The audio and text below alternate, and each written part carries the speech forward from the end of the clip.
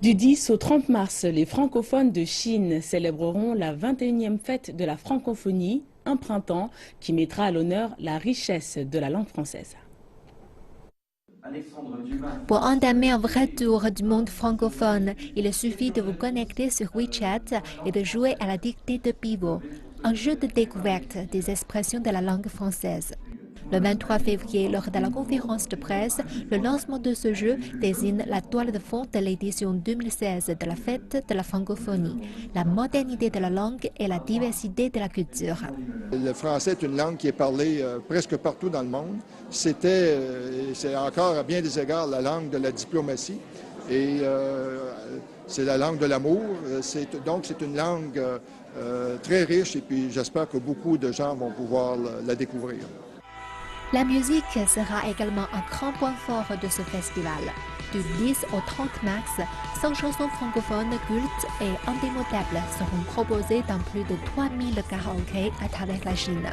Et Laure Shang Wenjie, célèbre chanteuse chinoise et marraine de la fête, est prête à allumer les flammes de la chanson francophone partout en Chine.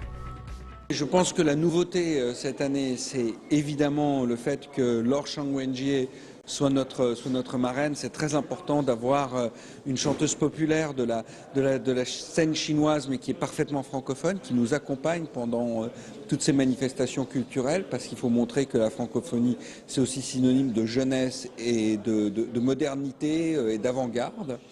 De la littérature française à la photographie africaine, de la musique belge au cinéma québécois.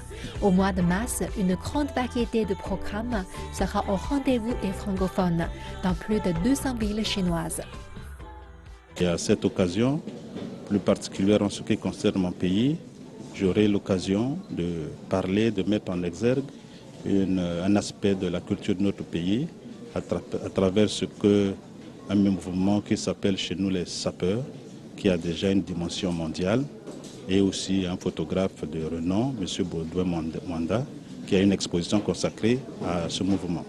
C'est évidemment très important puisque de ces rencontres entre différents jeunes venant d'horizons différents et de nationalités différentes, il y aura évidemment des échanges intéressants et peut-être des révélations au niveau de la création. Le français est une langue parlée par près de 300 millions de personnes sur les 5 continents. La fête de la francophonie, aujourd'hui célébrée par 80 États ou gouvernements de l'Organisation internationale de la francophonie, est allée bien plus loin que la simple manifestation de la langue et de la culture francophone. Nous sommes un petit peuple francophone en Amérique du Nord et pour nous, la diffusion de notre culture est très importante parce que la survie du français en Amérique, c'est important aussi. On vit dans un monde anglophone. Alors pour nous, c'est très important de montrer au monde ce que nous faisons en français. Nous participons aussi avec conviction à la diffusion, l'illustration, la promotion, non pas tant uniquement de la langue. La langue, de ce point de vue-là, est une excuse, une très belle excuse, mais ce que nous voulons, c'est rassembler sur des valeurs qui, elles, sont communes à beaucoup plus de gens que uniquement ceux qui parlent français.